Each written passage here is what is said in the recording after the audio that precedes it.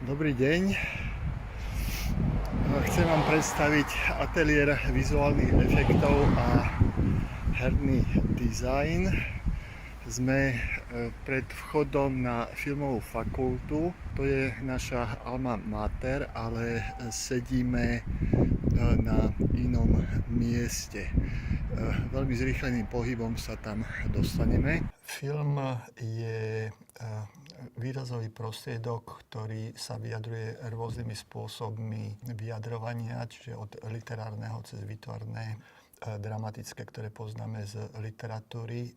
Takže v zmysle vývoja filmov v tejto chvíli dochádza k takej revolúcii. Hovoríme, je digitálna, ale možno, že v budúcnosti budeme hovoriť aj revolúcia umelej inteligencie a vlastne ak digitalizácia vstúpila do filmového priestoru cez také profesie ako je kamera alebo strihová skladba, tak vizuálne efekty sú tie, ktoré sú predvojom tejto digitalizácie a vytvárajú predpoklad, že v budúcnosti sa film bude rozprávať nielen klasickým spôsobom v exteriéroch a s klasickými účinkujúcimi hercami pred kamerou, ale že v budúcnosti sa film bude vyjadrovať digitálnym spôsobom, povedzme umelým herectvom alebo umelými priestormi, v ktorým sa budú nachádzať naši účinkujúci.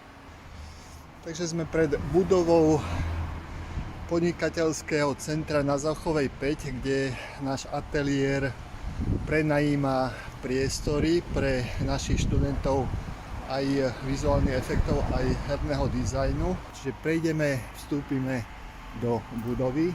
Základom teda sú dve hlavné smerovania našho študijného programu. Prvé smeruje k tomu, aby naši študenti podporovali existujúci film alebo filmové prostriedky všetkými možnými spôsobmi, to znamená 2D alebo 3D a iný priestor, ktorý vytvárame študentom, je vlastne ich samostatné umelecké vyjadrenie, ktoré môže byť súbežné vedľa existencie filmu. A s tým súvisia aj mnohé úspechy našich študentov, ktoré dosiahli v minulosti práve sebarealizáciou a umeleckou tvorbou. Takže sme na druhom poschodí a môžeme vstúpiť do našho priestoru.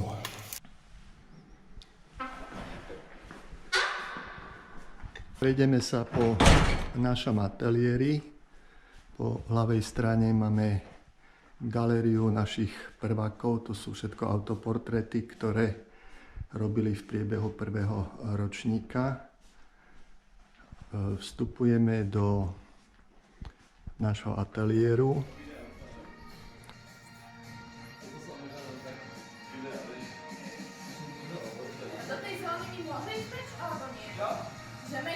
Možnosti uplatnenia našich študentov sú obrovské. V podstate už len tým, že študenti sú prijatí do prvého ročníka, že prejdú cez prijímacie skúšky, ktoré sú mimoriadne ťažké, im zaručuje veľké množstvo pracovných ponúk, ktorým je dosť ťažko odolať. A keďže v Českej republike trošku zaspali tento vývoj v oblasti školstva a vizuálnych efektov, tak naši študenti sa vynikajúco uplatňujú aj teda v českom prostredí alebo dokonca v zahraničnom. Náš študent ešte počas štúdia existoval na stáži v Montreali a odtiaľ riešil svoje študentské povinnosti.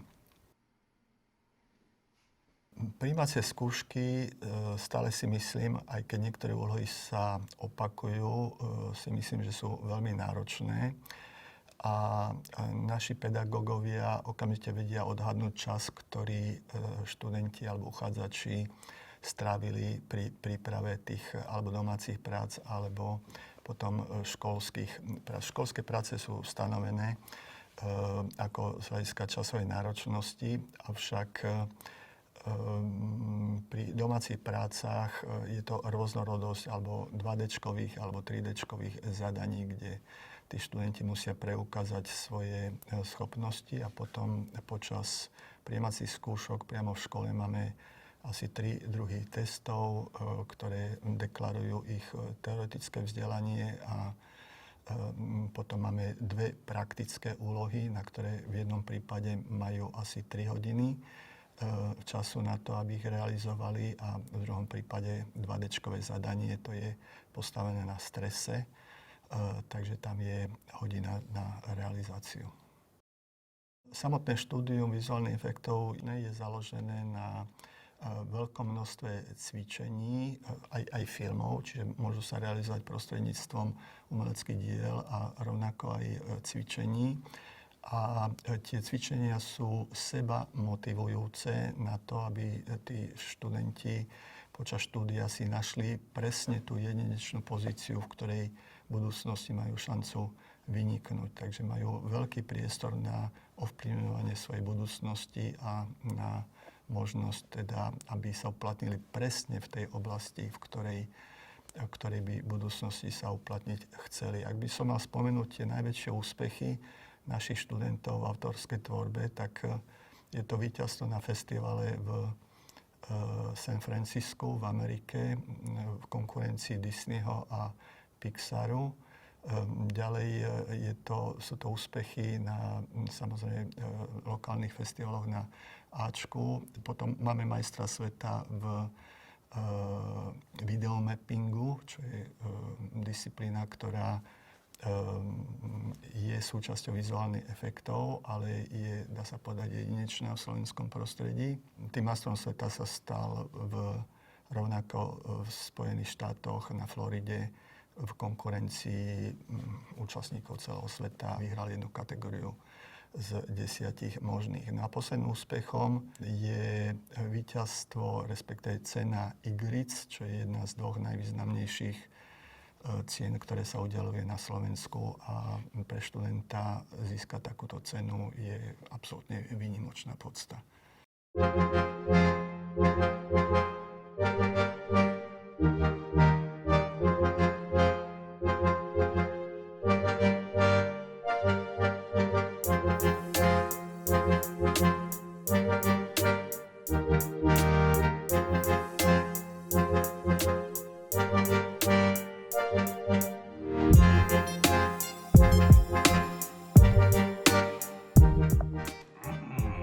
Dobrý večer.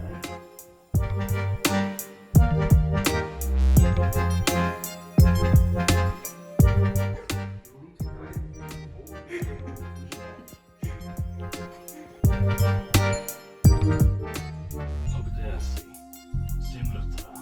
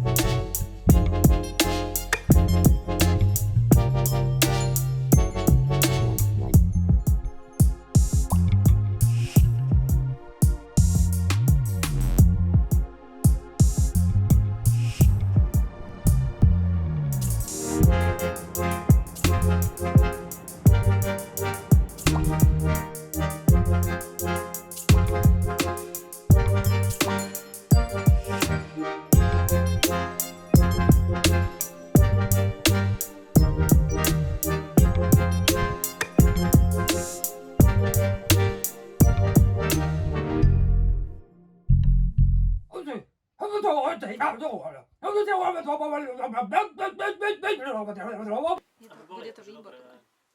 Bude to perfektné. A A nemôžeme do jedného mikrofónu? Ako by povedal Vilo. tak... Neskutočné.